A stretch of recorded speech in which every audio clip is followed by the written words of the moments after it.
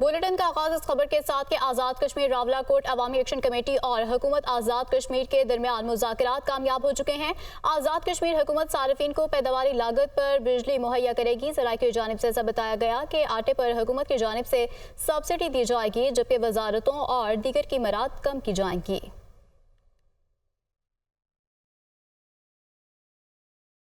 सदर आसिफ अली जरदारी से आज़ाद कश्मीर कानून साज असम्बली के मेंबरान के वफ़द की मुलाकात हुई है। वफ़द ने सदर मुमलिकत को आज़ाद कश्मीर में होने वाले हालिया अफसोसनाक वाक़यात से आगाह किया। सदर मुमलिकत का आज़ाद कश्मीर की मौजूदा सूरत हाल पर अफसोस का इजहार भी किया गया। सदर मुमलिकत का पुलिस एहलकार की हलाकत पर ताज़ियत का इजहार किया गया।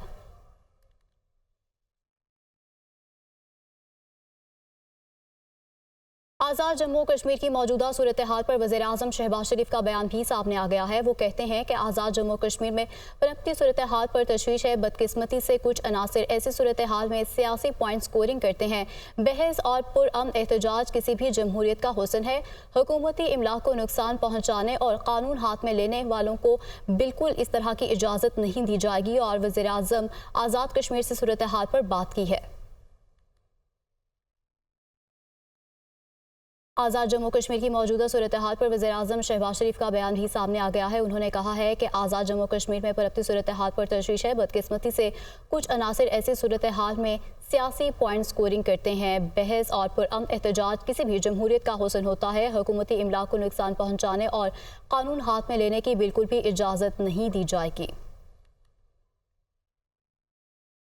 मीरपुर आज़ाद कश्मीर में तसादुम में शहीद सब इंस्पेक्टर अदनान कुरैशी की नमाज जनाजा अदा कर दी गई है। पुलिस के चाको चौबंद दस्ते ने सलामी भी पेश की है। तो तसादुम में शहीद सब इंस्पेक्टर अदनान कुरैशी की नमाज जनाजा अदा कर दी गई है। पुलिस के चाको चौबंद दस्ते ने सलामी पेश की। तो बताएं कि chairman Peoples Party Bilawal Bhutto Zardari का कहना है कि हमें मसाइल का हल निकालना होगा। नफरत की सियासत की बजाय पाकिस्तान के बारे में सोचना होगा। मसाइल के हल के लिए सियासतदानों को एक दूसरे से हाथ मिलाना पड़ेगा। सियासतदान एक दूसरे से हाथ नहीं मिलाएंगे तो मसाइल हल नहीं होंगे। वो लाहौर में भुट्टो रेफरेंस और तारीख के मौजू पर सेमिनार से खिताब कर रहे थे। नफरत की सियासत अरूज पे है और सियासत नहीं रहा, बल्कि सियासत को जाती दुश्मनी में तब्दील किया गया है। पाकिस्तान की सियासत में वो गुंजाइश ही नहीं रहा कि हम एक दूसरे के का जो इख्तिलाफ राय है उसको रिस्पेक्ट करें। पाकिस्तान का सियासतदान, पाकिस्तान के कायदीन, पाकिस्तान के सियासी जमातें एक दूसरे से बात करने के लिए तैयार नहीं होंगे, एक दूसरे से हाथ मिलाने के लिए तैयार नहीं होंगे, तो फिर इतने बड़े मसले का हल निकालना या पार्लियामान में इतने बड़े मसले का हल निकलने का हमें इतना ज़्यादा उम्मीद नहीं। अपने ज़ाती मफाद के अलावा मुल्क के मफाद में दिलचस्पी नहीं लेते। उन्होंने सदर जरदारी का इस कदम को, इस पेशरफ के जवाब में गाली गलोच और शोर शराबा किया। साबिक सदर आरिफ अलवी का कहना है कि मुल्क की बका का मामला है और बातचीत ही मसाइल का हल है। बानी पीटीआई से मिला, उन्होंने मुल्क की खातिर अपनी अना को पसे पुश्त रख दिया है। सब इदारों पर बिगड़ती मैशत का प्रेशर है, जिसमें सऊदी सरमाकारी एक मस्बत कदम है।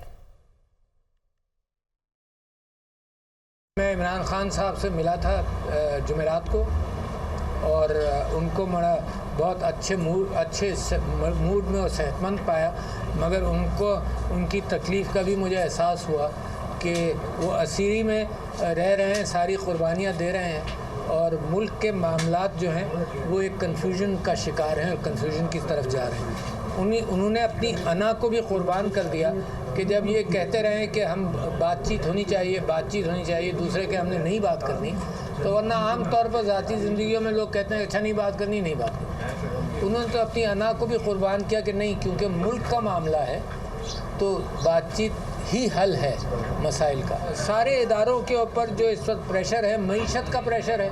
मैं उम्मीद कर रहा हूँ कि सऊदी अरब से जो डेलीगेशन आया है इसके मस्बत नताइज निकलेंगे। मैं समझता हूँ पाकिस्तान को इन्वेस्टमेंट चाहिए, एड नहीं चाहिए। मैं ब्रिज का काम करने की कोशिश करता रहा हूँ, मगर ब्रिज जब ही कामयाब होगा जब गाड़ियाँ चढ़ेंगी उस पर, उसको इस्तेमाल किया जाएगा। जब गाड़ियाँ उधर खड़ी रहें और उधर खड़ी रहें कि जी इस ब्रिज को हमने इस्तेमाल ही नहीं करना, तो मैं फिर भी दावत देता रहूँगा। ग्रैंड डायलॉग की पेशकश अपने लीडर अपनी जमात की इमा पर कर रहा हूँ, किसी और की इमा पर ग्रैंड डायलॉग की पेशकश की बात गलत है। मीनार पाकिस्तान के जलसे में नवाज शरीफ ने कौम के सामने डायलॉग का कहा, पहले सियासी जमातें बात करें, उसके बाद इदारों का किरदार होगा। राना सनाउल्लाह निजी टीवी को इंटरव्यू दे रहे थे। आज़ान शाह हॉकी टूर्नामेंट में पाकिस्तान का नाम रोशन करने वाली कौमी हॉकी टीम वतन वापस पहुंच गई। पाकिस्तान हॉकी टीम का लाहौर एयरपोर्ट पर शानदार इस्तकबाल किया गया। आज चेयरमैन वज़ीर-ए-आज़म यूथ प्रोग्राम राना मसूद अहमद खान ने कौमी हॉकी टीम का इस्तकबाल किया। आला हुकाम, साबिक कप्तान, खिलाड़ियों समेत अवाम की बड़ी तादाद भी मौजूद थी। कौमी हॉकी टीम ने इवेंट में सिल्वर मेडल हासिल किया। पाकिस्तान हॉकी टीम ने 13 साल बाद आज़ान शाह हॉकी टूर्नामेंट का फाइनल खेला।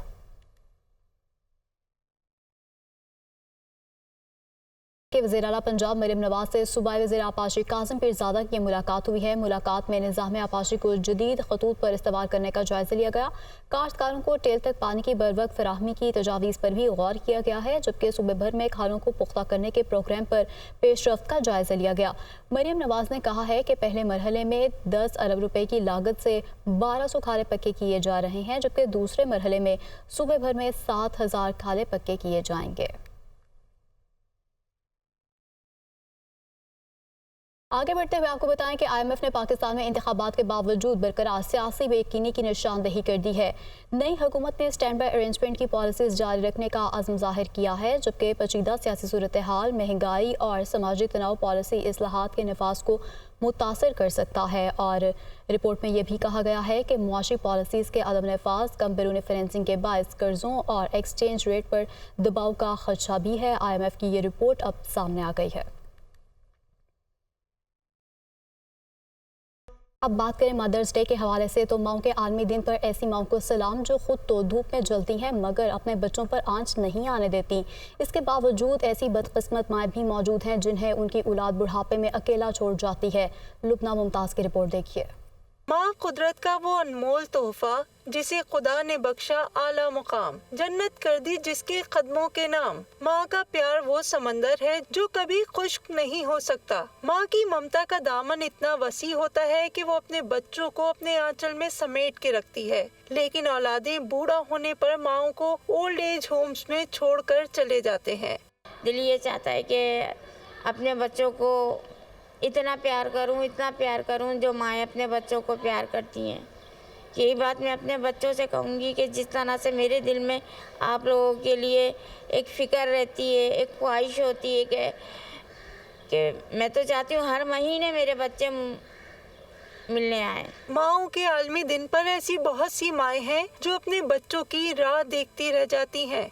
तमाम बच्चों से ये कहना चाहूँगी मैं कि खुदारा अपनी माओं को मत भूलें, अपनी माओं को याद रखें, अपनी माओं से मिलने आएँ सारे बच्चे अपने। 14 साल के अरसे में मेरे माशाल्लाह बच्चे चारों के चारों जवान हो गए, बड़े हो गए, और अब इंशाल्लाह वो घर का अरेंज कर रहे हैं। मुझे शॉपिंग करवाई घर की, अब इंशाल्लाह उम्मीद है कि ईद से पहले मुझे आके ले जाएंगे।